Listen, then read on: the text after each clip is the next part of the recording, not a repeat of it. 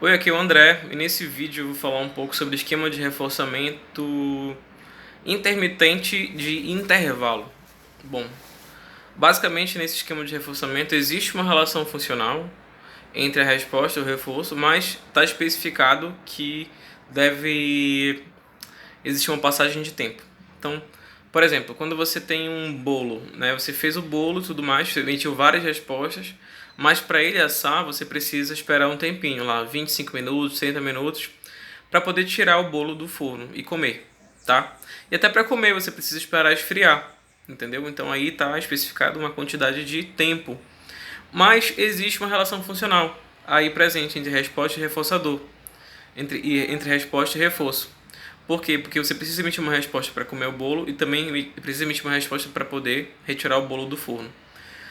Tem esse exemplo e, por exemplo, quando você trabalhou o mês inteiro para ter um salário, não adianta você ir no banco antes ou então checar o teu aplicativo lá de bancário se você não esperou até o final do mês. Então, assim, só quando chegar no final do mês você vai poder acessar o aplicativo e pagar as suas contas. Ou então, quando der o quinto dia útil do mês, né, você consegue acessar o aplicativo para pagar as contas. Porque antes disso, você não vai ter acesso. Então, percebe que tem aí uma, uma quantidade de tempo, né, especificada, que no caso é um mês. Tudo bem? Ou então, por exemplo, você está esperando um ônibus ou um metrô, dependendo da cidade onde você está, que existe metrô, né? Então, digamos que você esteja em São Paulo e aí você precisa esperar, digamos, 5 minutos para o próximo metrô aparecer. Mas só isso não é o suficiente para você pegar o metrô, você precisa andar, entendeu? Então existe uma relação funcional entre andar e pegar o metrô, mas existe também uma especificação de tempo aí para que essa resposta seja reforçada, né?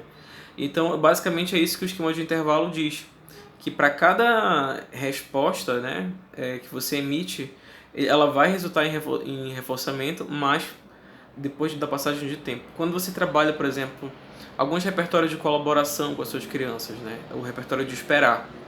Então você diz espera, ele precisa ficar sem emitir nenhum tipo de resposta ou colocar a mão sobre mão, mas ele precisa esperar 1 segundo, 2 segundos, às vezes até 1 minuto para poder receber o reforçador, entendeu?